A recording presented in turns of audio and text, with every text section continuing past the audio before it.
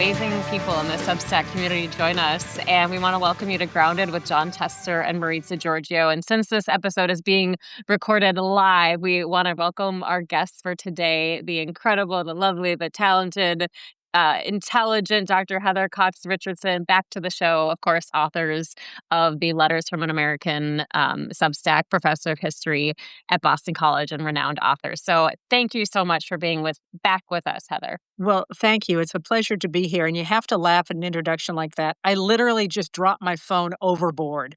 First, you give this great, like, she can do all this stuff. It's like I literally just went, oops, and over it went. And it is still working, but now you're forewarned. But that's what makes you human. That's what makes you human, and we love it. That's what we're all doing. We're all just, doing the best we can, putting one foot in front of the other. Yeah. Hey, Senator Tester, will you introduce us?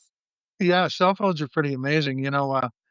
I threw some pants in a washing machine the other day, and Charlotte turned it on, and then she asked me where my cell phone was as she was listening to the clunk, clunk, clunk, clunk, clunk, clunk, clunk, clunk. Yeah.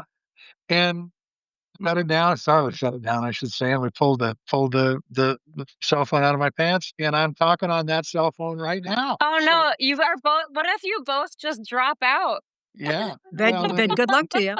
Although actually, you'll appreciate this. I bought this phone in Bozeman, Montana, because I was on the plane out there and I had a very bad fall. And I thought that I was broken. Oh. I'd broken my ribs, but I thought the phone was fine. And I'm on the plane out there, and it's just going like this. The plane, and I thought, well, maybe it's just dirty. I'll take the case off, and I took it off, and it fell like confetti in my lap in the Bozeman airport. And I'm like, I guess what I'm doing here, and I know what I'm doing here in Bozeman. So this actually came from Bozeman. You took a fall in Bozeman, though? You took a bad fall there? No, it was in Washington. Okay. I fell in Washington. I tripped over a side. No, Chicago.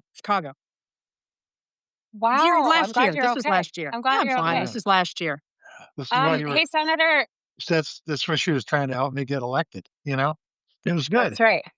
You had a good time. Senator, will you because we have all of our friends on here who might not know who we are. Will you introduce us, Senator Tester? Yeah, I'm a former U.S. Senator from the great state of Montana. Spent 18 years in the U.S. Senate. Oh yeah, and my co-host is Maritza Giorgio, who absolutely is one of the finest journalists on earth, only to be surpassed by Heather Cox Richardson, who probably doesn't even classify herself as being a journalist, but that's okay. At any rate, greatly surpassed. Yeah, greatly surpassed. At any way. The moral of the story is that I got laid off and Maritza got laid off at about the same time. So we decided, what the hell? We'll talk to Heather Cox Richardson on this Substack. So, which is that how it went? Being laid off. Yes. Yeah.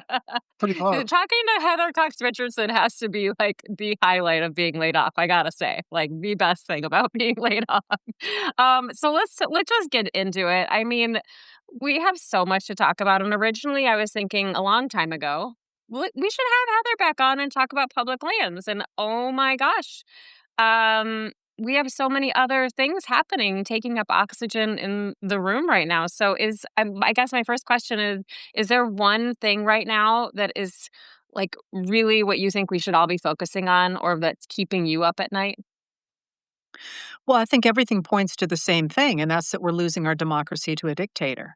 And which flavor of that you're looking at during any particular day is probably what keeps you up in the short term. But we're watching this march toward the destruction of our democracy. And, I was thinking today, because I still haven't decided, well, I sort of have decided what I'm writing about tonight, but part of you just sort of wants to say, take a look around you, people. Like we really are in it now when you have a president claiming the right to be judge, jury, and executioner to people whose names we don't even know that he alleges are narco-terrorists in the Caribbean and in the Pacific. Like, that's not okay. And then you can keep on going down from that, the sorts of things that he's doing. They were all pretty alarming. So we're what, 9 months into this? Probably close to 10 months into this. What's been the most surprising thing that you've seen? You're probably going to appreciate this. Every day, I am shocked that the Republican senators don't stand up to defend the prerogatives of the Senate. I don't expect them to become Democrats. I don't even expect them to become independents. But the fact that they are walking away from the power that was designed by the framers of the Constitution to reside in that body so that they could check the rise of a tyrant, I am gobsmacked by it, and I just of all the things that have happened and are happening, the fact that they have walked away from their oaths, from their morals, from their duty to the American people, and from the Constitution, I I I just can't wrap my head around it. You know what they're I don't know what they're saying because I haven't talked to them, but my guess is, you know what they're saying? They're saying, "Well, he's doing everything the way we want it to be done, so we don't have to say anything." What's your response to that? Well, that's the road to every dictatorship, right? But anybody who knows anything about human psychology or about the different systems of government knows that once you have decided you're going to throw in your lot with a dictator for any reason at all, it is only a question of time before you too are on the menu. And I do not understand why they can't look around at all the people that he has thrown under the bus and not understand that they are going to be next. Now, what I thought, like, I watched the Senate really quite closely, in part because of this, but if you remember, probably in February and early March, Senator Angus King of Maine started giving a series of speeches saying, "Dudes, step up to the plate here." What dudes and women? I'm sorry, I'm the one who put those words in his mouth. Um, you're destroying the Constitution. You have to do something, and all this sort of we got to rely on the Constitution stuff. And he said in one of those speeches that the reason they weren't doing something is because they expected that the courts would take care of Trump, Yeah. that they could stand back and the courts would take care of it. But, I feel like a switch flipped in late August when people stopped sort of saying, oh, the courts will take care of this, and moved much closer to, oh, this is just normal partisanship, seemingly afraid to speak out against it. And I wondered to what degree that was a reflection of the recognition that because the administration has broken so many laws, they recognize that they are now complicit in that law breaking and are attached in the same way that, like a mob boss drags people in because at some point you have to protect the boss or you're the one who's going to be going down. What do you think? I agree with that 100%. I think that that is absolutely spot on. Um, uh, these guys can't have come to the realization that Um, they're the problem.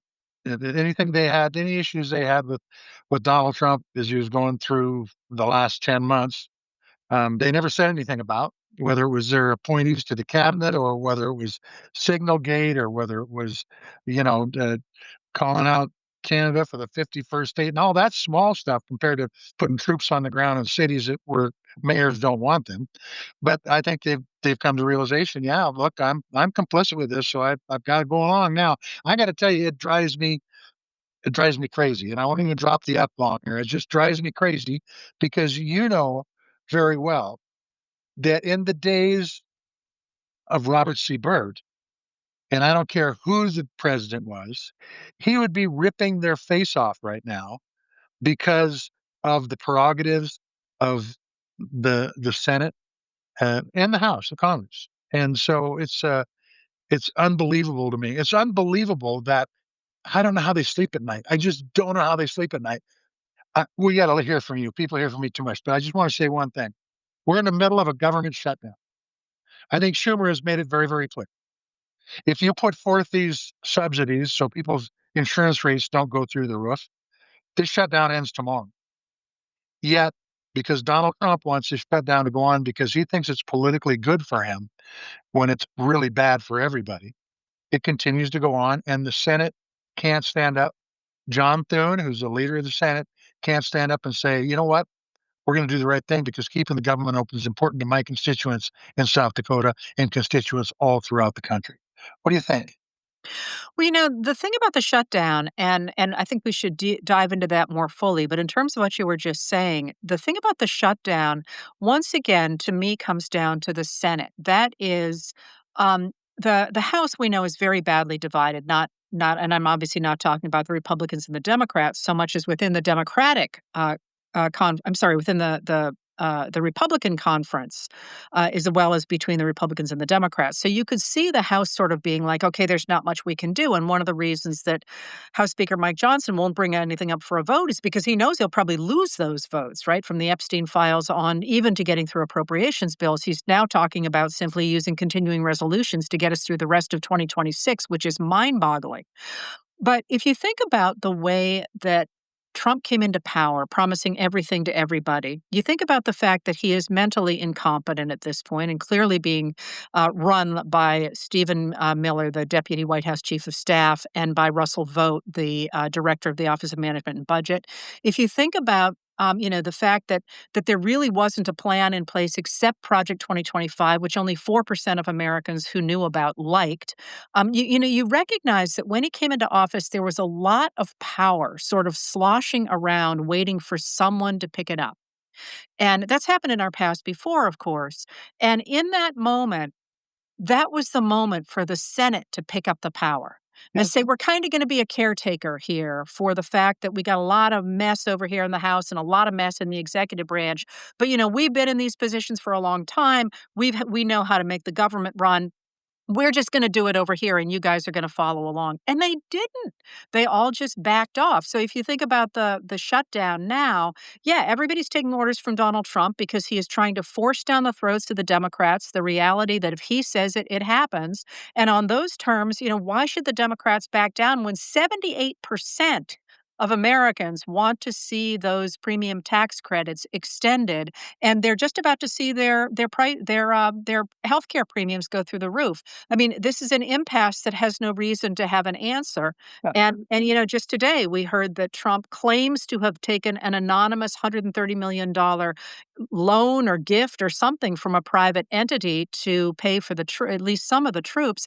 And of course, the Anti-Deficiency Act says under no circumstance can you do that. So here we are breaking another law. And I guess maybe that was a thing that this morning that when I was reading about it today sort of said to me, wake up, people. This is no longer, he's doing a few things I don't like. He's just running the government however he wants, and he's not mentally competent, among other things.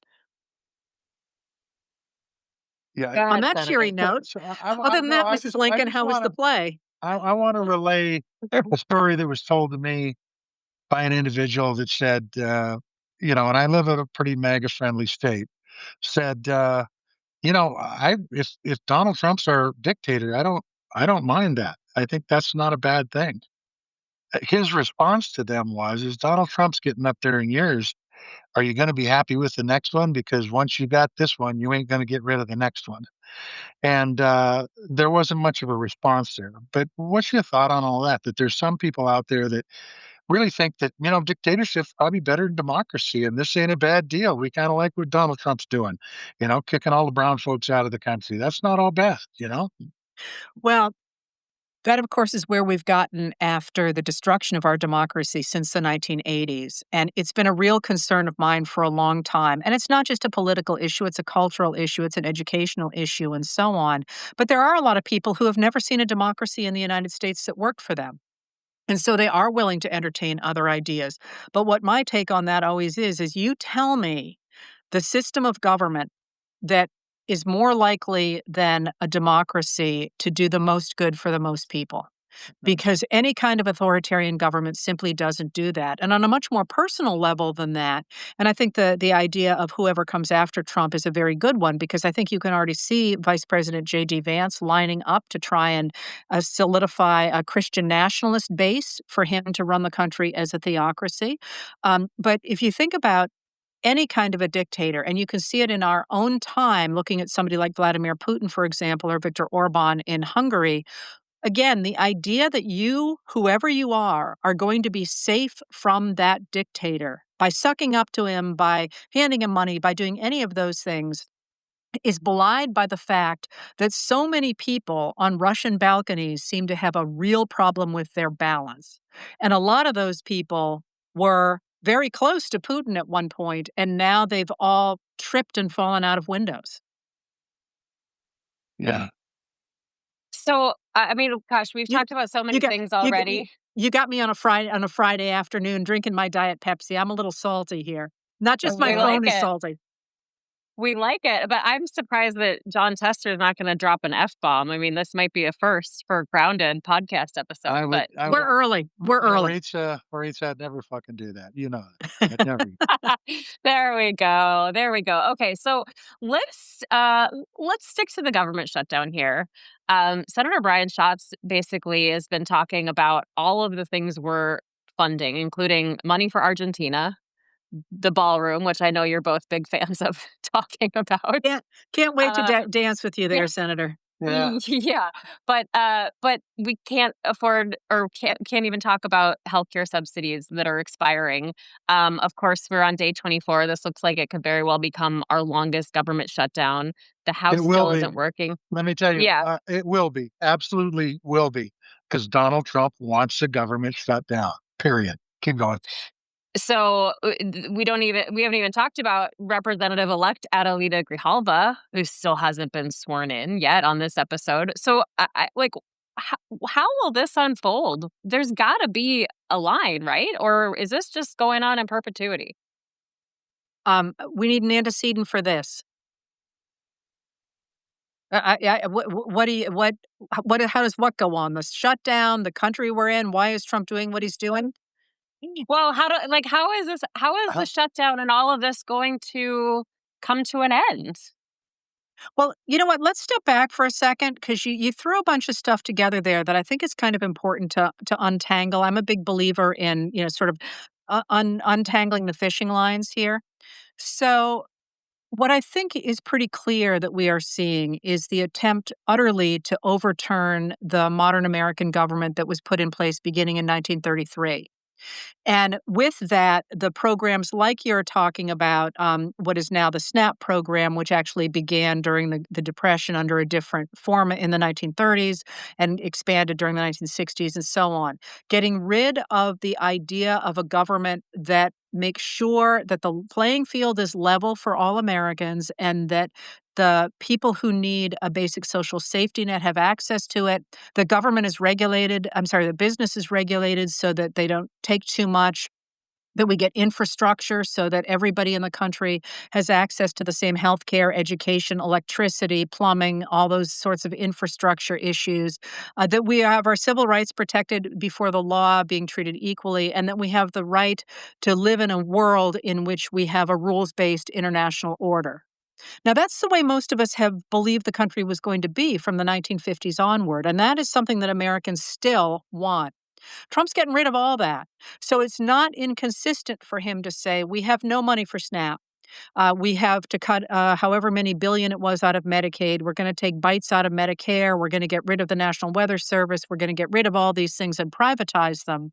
We're going to go back to a system from the 1920s and before in which the government really focused on concentrating wealth and power among a very few people with the idea that they would invest in the economy and they were the ones who really knew how to make society work. And the fact he talks so lovingly about President William McKinley. I mean, should we just drop that one right there?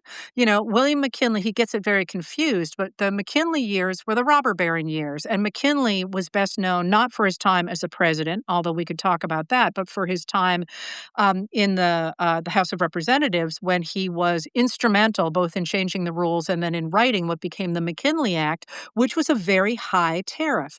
And what happened to the McKinley Act and the high tariff that, in fact, then was funding the government from 1890 onward until about 1913 was that in 1913, when Woodrow Wilson is elected as a Democrat, even before the Congress is officially back in session, he calls them back and he says, we're going to lower the damn tariff and we're going to start having an income tax.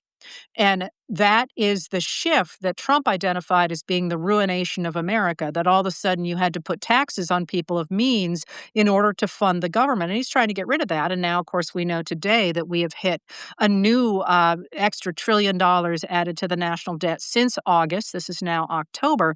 And the system that he's putting in place simply doesn't work. And his temper tantrum last night and today over the ad that Canada ran about Ronald Reagan saying tariffs are a bad idea, I think was in part because, by God, he wants that world back. And he is convinced that it worked and that is all we have to do is get back to it. And everybody will be, wildly happy because the rich will have lots and lots and lots and lots and lots, and they'll just take care of the rest of us, which is, of course, lovely if you're one of the people building one of the cottages in Newport, and not so great if you're one of the people working in it.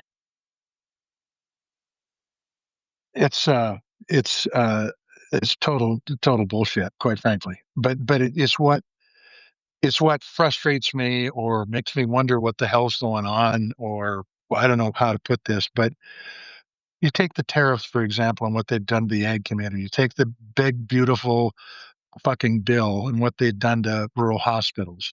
You take what they've done to the energy. I mean, look, we've got these data centers that are going to suck up energy. He stopped all affordable energy production in this country. Yet the people that see the same stuff that I do are sitting there going, God, he's the best president we've ever had, ever. Um, it I just don't understand what the thought process is here. I don't get it. I don't I don't understand what's appealing here. I mean, being a tough guy, maybe that's what it is, but he really isn't, Come because on. he switches modes every time he threatens somebody. The next day he's doing something different. So what is it? What is the appeal? You got to tell me, Heather. Well, What's the first of all, he's not a tough guy. He's not a tough guy. That he guy likes to showed up try to down. come across as a tough guy. Yeah, but I come on, if he showed up down at the docks around here, people would just push him right over. Yeah, you Sorry. have to learn how to swim. That's right. Well, Yes. so I don't, I mean, obviously I don't know the answer to that. I will say that we have a long history of two things. We have a long illiberal history in the United States of groups of people who really want simply to dominate others, and they see their position in the world as being one that dominates not only people of color, about which we talk a lot, and Black Americans, but also of women. That's been, I think, key to the rise of this certain kind of MAGA mindset that men, by God, are a certain kind of man and they dominate women. And that's just a strand that runs through American history. But in terms of the loyalty of people to MAGA and to Trump, really even more than MAGA, because as you say, it really is an individual. I wonder if that is certainly it's about Trump, but I wonder if it is more a pushback against this idea of this cultural idea that there is a group of elites out there looking down on them. And so long as you screw those elites, that that's your guy. It doesn't matter if he's a rapist. It doesn't matter if he's a felon. It doesn't matter if he wears orange makeup. It doesn't matter if he doesn't know if he's a foot or horseback. He's your guy because he pisses off those people you don't like. And that's really interesting to me because the idea of an Eastern elite, the idea of, the Eastern establishment actually goes all the way back to 1952, and that was a pretty deliberate construction on the part of the people who supported Robert Taft, the senator from Ohio, for president for the presidential nomination in the Republican Party, and got undercut by largely the delegation from Massachusetts, which was led by Henry Cabot Lodge Jr., who got Eisenhower nominated instead. And if you remember, in that convention, there were fistfights between the Taft guys and the Eisenhower guys.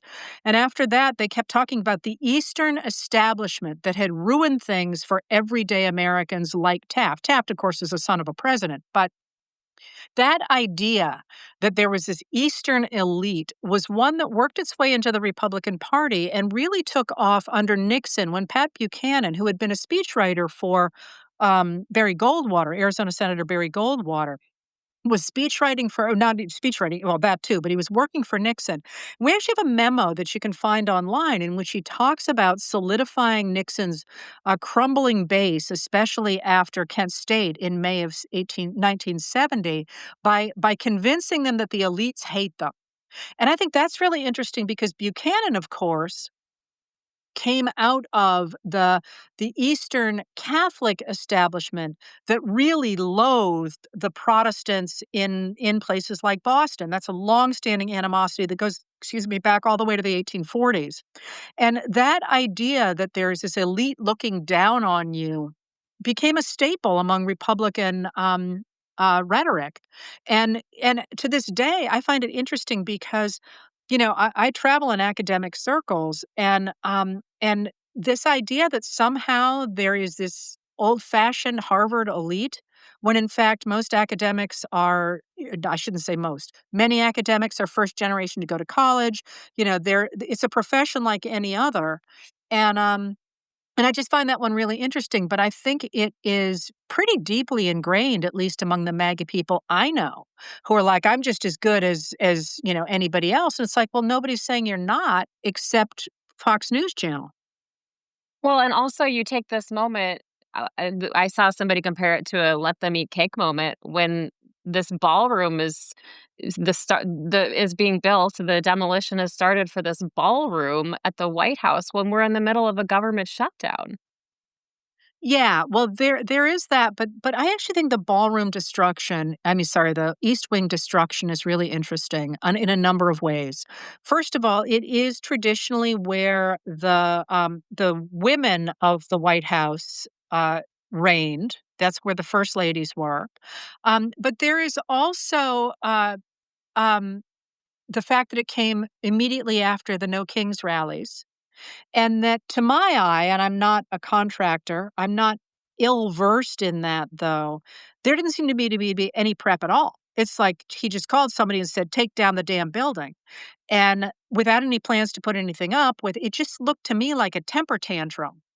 And that sort of narcissistic rage of you hurt me, I'm going to hurt something you love, I think was a gut reaction on his part, but I also think people are really unhappy about that because it is the people's house. And it's like having a renter who decides to knock over your house. And people are, I think, legitimately unhappy about that. And I None of them. wonder about the impulse control or lack thereof that let him do that, that's got him striking all these people in the Caribbean, that's had him just move another ship down to the Venezuela coastline, that's got him, putting these troops everywhere. He seems to have no impulse control at this point at all. And at some point, somebody has got to wake up and say, do we really want the nuclear codes to be in the hands of a guy who wakes up one day and says, you know what? Knock down the White House. I think you're right. The people are upset about it, but none of those people serve in the United States Senate on the Republican side of the aisle. Not a one. But Well, but it's but but if Biden had done it, which Yes. I can't, then they'd have been unhappy, right?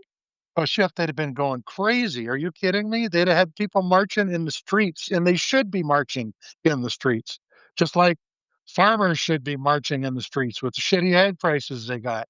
But nothing. Crickets. Well, it seems the messaging strategy from GOP leaders at least is, "Oh, the president's just trolling. The president's just making a joke. He's not serious." And then something happens or the East Wing is demolished on a random day in October, and then they quickly defend it and then they move on. And they keep dismissing it as, "Oh, he's just this is what he does. This is what he does." Well, it is what he does. That's true. Well, it is what he does. I was going to say they might be able to say lots of stuff isn't serious, but the loss of the East Wing was as serious as a heart attack, wasn't it? Yeah. Um, but here's the other thing that I think is really interesting is that if you compare this moment to the 1890s, for example, or the 1850s, what you can see a lot of things, and it'd be worth talking with the Democrats too, by the way. But the the person who's going to be a hero here, or who could be a hero here, is a Republican, not Lisa Murkowski or Susan Collins, who already have shown some signs of independence, but a Republican senator, maybe a less known Republican senator, who says, "That's it, I'm done, I'm speaking up." Because that would be a sign of real belief in the power of the American people who are furious with what's going on, and in the strength to buck his own party. Because I think it would almost certainly be a him. And I just don't see anybody doing that. And I'm like, I feel like saying to them, just give me a call. I'll write your speeches. I can tell you how you would do it. And they're just cowards. I mean, I guess that's the only word we can use is cowards. Well, Tillis was almost there on the big beautiful bill. In fact, he was there, and then it didn't continue. And I really think it's because of the primary system. And I'm not saying we don't have a good system, but Trump seems to be able to beat anybody he wants to beat. And until the folks uh, that are on the Republican side of the aisle understand that this party is not about fiscal conservatism, it's not about family values, it's not about a strong military. All those things are gone. The Republican Party that I grew up with no longer exists, and so what they're fighting for is stuff that you know the president taking control of Nvidia and Intel. I mean, really, that's socialism. Bailing farmers out when you screw up the markets so bad that people are going to go broke. That's socialism, Yeah. and that's what Republicans stand for now. I mean, my God, it's crazy. Well, and the idea that they've gone from advocating for a small government to a big government that is literally, as you say, taking over businesses, Yep. trying to correct the mistakes in the market by papering it over with payments. There's um like you say, the Republican Party has completely immolated. And I don't I was saying to somebody I would love to talk to a Murkowski or someone to say, "What do you stand for anymore?" Because I looking forward, like, tell me what your foreign policy is, because right now, as I look at it and looking at the inroads that Trump is making into Venezuela with a pretty clear attempt at regime change, similarly to Colombia, propping up Argentina, it looks to me like what he is looking at is colonialism, an old fashioned colonialism, taking us back to the 1890s, but also a division of the world into the spheres of influence that Vladimir Putin has called for years. And it's a little hard for me to imagine that at least the old national security wing of the party will go for it. You could see why the oligarchs would go for it because Venezuela's got a lot of good oil. But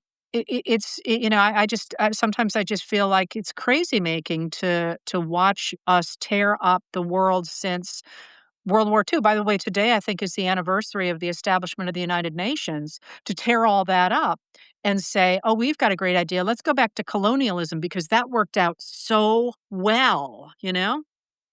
Well, and I wonder too how many Republicans in the Senate it would take because I know the fear is a lot to do with what happened to people like Representative Liz Cheney, right? I mean, she stood up and she wasn't. I wouldn't call her a moderate on many issues, but Anything. she stood up and J6 was a line in the sand. So I mean, I think that people saw that, and all of a sudden the Cheneys are considered woke. So how many would it take to stand up? Because we hear these conversations, Senator, that they're happening behind closed doors or in the hallways of the Senate, but then that's not what they go out and say publicly.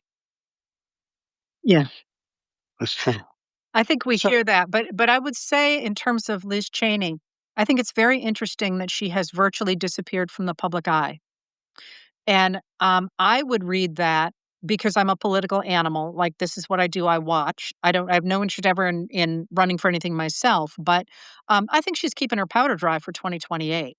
I I think the think so. idea that I do. And if not, maybe she's just, I don't know, knitting or something, which is, perfectly respectable, but I think if you look at the career of somebody like her and Adam Kinzinger, yeah, they're out of the office right now, but I would not say that their power has diminished at all. And if you look at the longer sweep of things, and you look at a moment like this where there is opportunity for people who otherwise were never going to be important to step to the fore, that would be the part of wisdom to say, I'm going to push back on this. And I keep saying, look at Abraham Lincoln. Abraham Lincoln in 1854 had had one term in the House of Representatives. It was completely undistinguished. He'd gone back to be a corporate lawyer. Nobody would ever have heard of him. And he and Mary Todd would have, had a lovely life in Springfield, Illinois, with, her redecorating and him chatting with the guys down at down in his law office. And because of the political catastrophe that happened after the passage of the Kansas-Nebraska Act, Lincoln started paying attention to what people were saying and began to articulate a new way to think about the American government. And I think we're in that moment now. I think you're seeing people doing it, but where you're not seeing it at all is on the Republican side. They're simply saying, "Hey, yeah, let's have a dictator." And that's really not a long-term answer. No, it's a horrible answer. So let me, Maritza usually says this, but I'll say this. We always like to leave people with some feeling of hope that the world isn't going to go totally to hell when we get off this Substack. So what needs to happen in order, But and wait, it's not going to let happen me overnight. jump in. Go Let ahead. me jump in because I wanna ask this question in a certain way because I saw a sign at a No Kings protest that said, "I will stop fighting." Hold on, where is it? I have it in my notes here. "I will stop fighting when Heather Cox Richardson says we're fine." So, did you see that sign? You And did. Someone sent it to me. what would it take for you to say we're fine, or what does give you hope in Senator Tester's words? Better quiet. Well, wait a minute. How about you 2 first? What gives you hope? Our history gives me hope. How so? Um, well, because we've survived for nearly 250 years, we shouldn't take that for granted.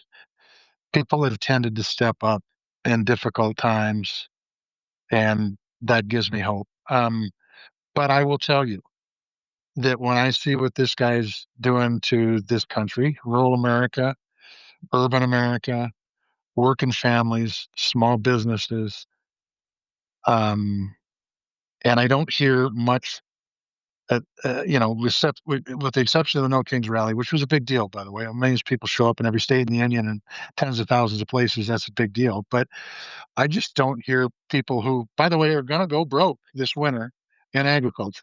Hospitals are going to close this winter because of the lack of support from the federal government that they've always depended upon.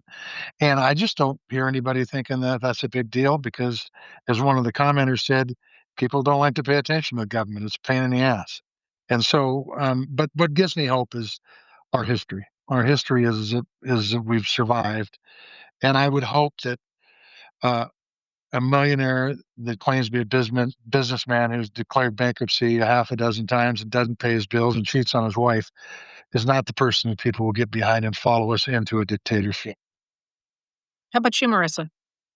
Well, What I have a 14-year-old son, and he came home a couple weeks ago and told me he's joining student council, and that was without any pressure from me. So that gave me a lot of hope because, as a political journalist, my mom heart exploded a little bit. But also, I hear the conversations he and his friends have about what's right and what's wrong, and they ask questions. So that gives me a lot of hope. But also, when I see people continuing to be really brave, speaking out, calling things out, continuing to write, journalists especially who continue to persevere even as our Heather Cox industry is Richardson? Heather, flailing and dying. Yes. People like Heather Cox Richardson. And really, Heather, you said something the other day in an interview I watched where you talked about people relying on you. And even if they don't read every single thing, you're consistent and you're there and you show up. And I think it's that the people who are consistent and show up and continue to do things even when we are exhausted, even when it's hard, that that gives me hope because there are people still out there saying, all right, we can't just give up. We can't just give up. We can't quit talking and we can't quit making noise about stuff. Well, I mean, I'm going to co-sign both of those things that you say, both our history and our present. I will also say, where we are didn't come out of nowhere. Donald Trump is a product of 40 years of a certain kind of rhetoric and then a certain kind of skewing of our system and then a certain kind of um, denigration of the idea that anybody but a Republican can hold office. And he walked into that to some degree. And of course, he's turned it into a movement and made it worse than it was. But this has been a struggle that I've been fighting my whole career. And to me, it is comforting to have people who in the past wouldn't pay any attention to politics or said I was overreacting or whatever, start to say, hey, we got a real problem here. I mean, for me, my sort of this is we're in a really bad place here were George W. Bush's signing statements after Congress had written into an appropriations bill that there would be no more torture. And he basically said, too bad. I'm going to do whatever I think I need to do to keep Americans safe. And my head exploded. And most people were like, signing statements? That's when they give away pens, right? So for me, it's been a pretty long haul here.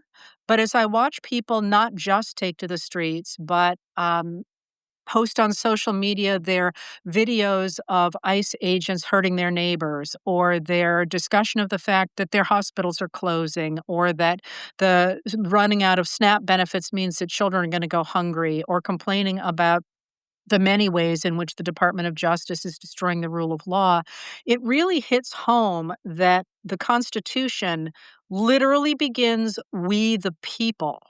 And in that "we the people" temporarily give our power to those we have elected to write laws under which we live.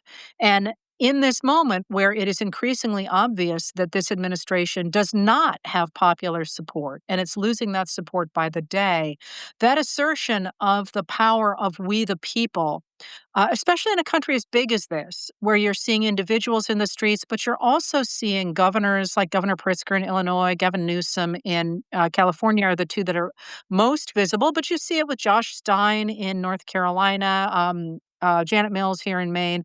You're seeing states step up to the plate to try and make sure that people who live within them enjoy the Republican small r form of government guaranteed to them by the Constitution. I look at that and I think, gaming it out, if you were a dictator trying to take over this country, and you look at the moves that the administration is making, and they certainly seem to be part of that blueprint, and then you look at the size of the United States of America and the diversity of the United States of America and the history of the United States of America, and you think, which one am I going to bet on? I'm betting on the people. Amen, sister. Amen. I do have one more question for you, though, because I think this is an important one. A lot of people today are talking about this Steve Bannon interview where he just continues to double down on this idea that Donald Trump is going to be president again for a third term.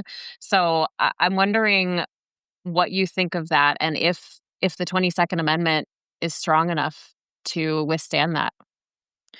Um, Donald Trump is not okay.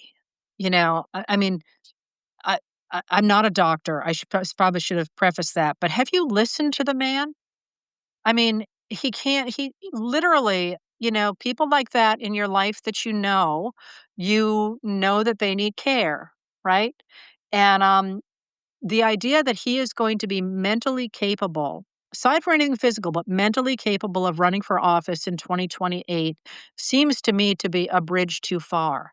But it seems to me that one of the things to watch for when you watch Pam Bondi speak, for example, or in this case, Steve Bannon, or what did somebody say the other day that was truly bonkers? And the answer was you have to stop thinking that they're actually speaking to the American people. They're speaking to an audience of one. You are so fabulous. You're going to live forever. You're going to be able to run in 2028. Nobody's trying to get rid of you. Cough, cough. Because anybody who's watching J.D. Vance knows he's not planning to be vice president forever. So I'm less worried about that in terms of 2028 than I am in terms of 2026 and 2025, and perhaps the 2028 election. I think it's pretty clear that Bannon has been on the ground in terms of figuring out ways to steal an election. And, quite openly, he said in 2020, for example, they were simply going to declare that Trump had won and then let the chips fall where they may. And now, of course, the whole idea of sending the troops into the different cities, J.B. Pritzker called that an attempt to put troops near the polls. And now what did we get today? We got an executive order saying that, in fact, the Department of Justice was going to put poll watchers into New Jersey and California, two states where on the ballot in November are issues that matter very deeply to the administration. They're going to put people next to the polls. And we know that when you put um, uh, officers near the polls, you depress turnout. So I think rather than worrying about Trump running again, what you have to hear when you hear Bannon say that is, we're going to try and rig these elections, and we've got a plan for doing it. And in the past, when I've said we had a plan, We did. So I think we have to assume that the administration is working as hard as it is. We know they're already putting election deniers into key places, and now they're talking about troops and all that. I think we have to be very concerned about whether or not we are going to have free and fair elections beginning in just 2 weeks from now in these very important November elections where 52,000 races are on the ballots, and they're races that the administration does not want to lose. Yeah. Okay, I know that you both need to go, so we'll wrap this up with you, Heather. But we have to ask Senator Tester about his hat because we do it at the end of every episode. What are you wearing today, JT? I'm wearing a hat that you should be wearing, Maritza. Cowboy diner, home cooking for the good looking. That's perfect. Perfect hat for the Absolutely. day. Absolutely. All right. We want to thank everybody for jumping on the Substack Live with us and our guest, who we just adore, Heather Cox Richardson. We thank you so much for your time and this just great conversation as always. Well, back at you. Let's do it again soon. And you know what, Senator? I'm going to send you a hat. You make sure that somebody sends me an address. I got a hat for you. All right. All right. We like that. We like that. My I'll daughter send gave it me to you this right one. now. My daughter gave me this one, Uh, and I kind of Perfect. liked it. It's entirely appropriate when I wear it. You know what I mean? So Exactly. anyway, th- thank you for being on, Heather. Thank you. Have a good weekend, you too. You bet. Thanks, everybody. Thanks, everyone.